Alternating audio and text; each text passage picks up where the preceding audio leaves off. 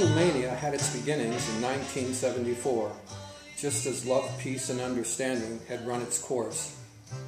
Once it was decided the revolution John Lennon sang about was over, a new revolution began. The Poodles are the grandchildren of that revolution. Instead of power to the people, it was power to the pink. Before the day's end, the Poodles would know just how far the power of pink had come. The stage was set. The St. Percy Poodles versus the Nugget State Tigers on homecoming weekend with a national championship at stake. Dragler, Arizona was pink ground zero as 85,000 strong gathered at Poodle Stadium for the treat and the heat.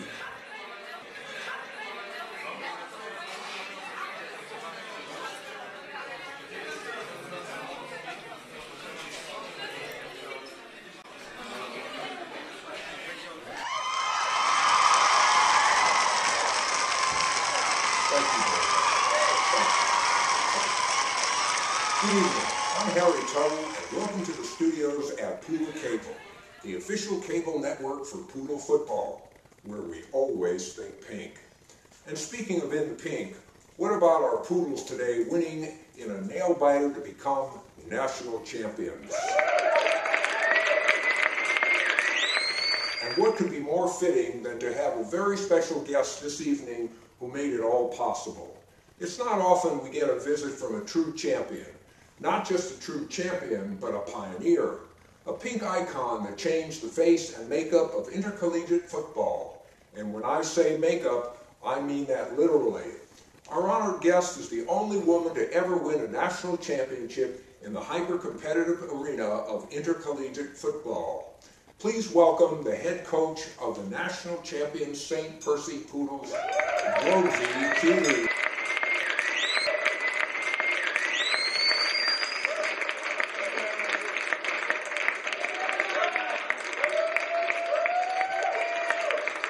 Welcome, Coach. Now, please take a seat. Nice dress. Thank you. The dress is part of my spring line, out just in time for spring practice. There's no reason why coaching apparel and style have to be enemies. Coaches like to feel sexy too. Coach, is it true that some of your male assistants now wear dresses to practice? Is that something you suggested? First, let me say I have a very loyal staff, but no, we don't have a dress code, no pun intended. Some of the guys thought I'd look comfy in mine, so they tried it. Now about half our staff wears dresses to practice. I think it's improved our morale. Is this another first for Poodle football? A cross-dressing staff? We don't see it as cross-dressing. It's more about comfort, staff unity, and larger pockets. Plenty of room for whistles and sunscreens. Where do we begin your incredible story? It reads just like a fairy tale. Small-town mountain girl overcomes obstacles never imagined by others and becomes the most celebrated football coach ever. Only in America. What happened? I just kept showing up, and I have a gift.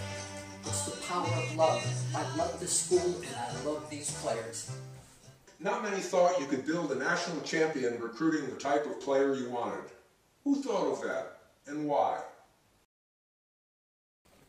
Dr. Rhinestone Nuttall, our visionary university president, had the initial idea.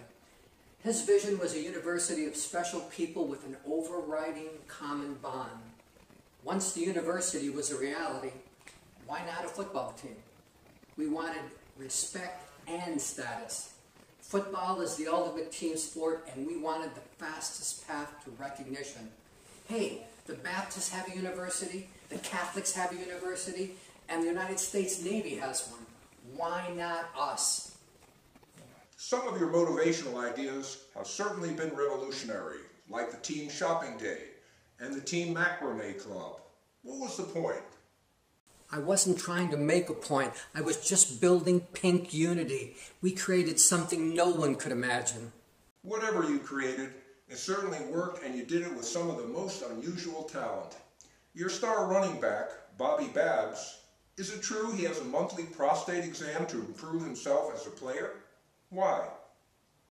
It's not just a prostate exam. It's more like a general inspection. Bobby does it for his own peace of mind, and he thinks it helps his balance. Is it really true he sends the medical staff flowers after every exam and insists they play Kenny G tapes while the exam is going on? He's a very sensitive kid, and the staff of the Student Health Center loves him. What about Swoon Huxley, your All-American quarterback? It's reported he's also the team Avon rep. It's income he declares, and it does not jeopardize his amateur standing. I tried to save the best for last. The closet kicker. How did that come about? A kicker who kicks out of the closet? It was fate. We're in Reno on a recruiting trip.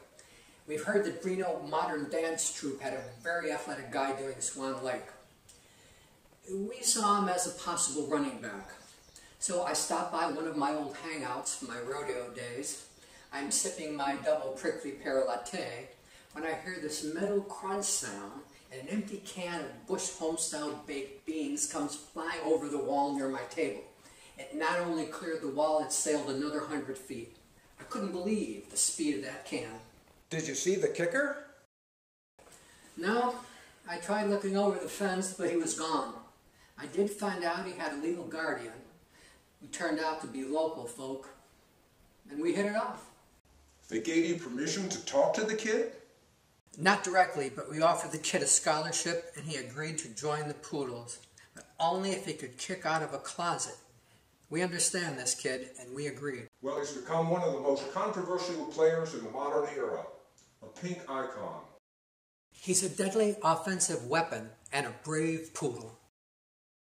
Coach, we know there's been a strong resistance to the whole pink experience.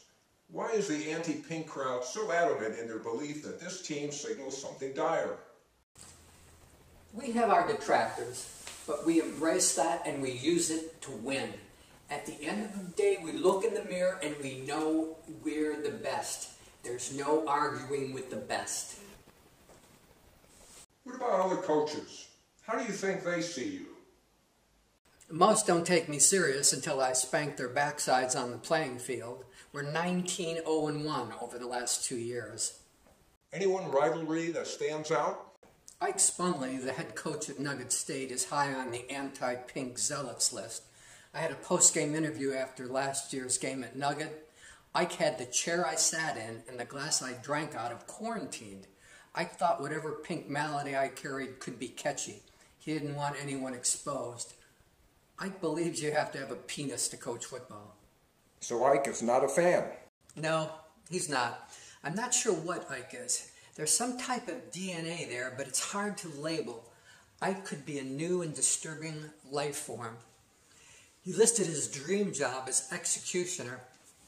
Ike speaks in complete sentences, but he prefers to communicate by making sounds. He's also paranoid, delusional, unsanitary, poorly dressed, and he has a wooden leg. Ike has to worry the people around him. So why then is he head coach?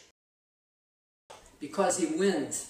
He's 19-1-1 over the past 2 years. The loss and the tie were to us. Ike hates losing, especially to anything pink. Ike will never be balanced. I know his background. He was one of 9 children mothered by the same woman, but they all had different fathers. His mother could have originated the term spread offense. Father's Day must have been a very confusing event in the Spunley household. We've heard about how Spunley went off on you for wearing a dress on the sideline on game day. Why do you think he feels so strongly about the opposing coach wearing a dress? Because at his core, Ike is a caveman. His fashion eye got poked at birth. If Ike knew fabric and design, he would know that my dresses, available in both spring and fall lines, are the finest quality and fit. My master tailor does all of Elton John's outfits for his Vegas shows. It's probably not style or fit. It's probably more that he's coaching against someone who wears a dress. It's not that important. I'm a girl, I wear dresses. Another source of constant criticism has been the religious group GLOS, or God Loves Only Us. What are they opposed to? They oppose all things pink. They see us as the destroyers of the heteroculture. They think our problem could be caused by bacteria like the flu. In fact, they're setting up a fund to research a vaccine that will reverse the pink menace that causes college football players to color their toenails and wear mascara. Coach, I just love talking poodle football with you, but we have to go. Where can people get the whole pink story? There's so much more than what we've had time for today. Our great friend Edward Pauline wrote the signature pink story. He spells out how it all happened and who it happened to. The book is called The Pigskin Fairytale. You can order it online at Amazon.com, Barnes & Noble, or Exlibris.com. Or you could just search A Pigskin Fairytale. Thanks, Coach. Please come back soon. Well, this is Harry Tuttle wishing you good night.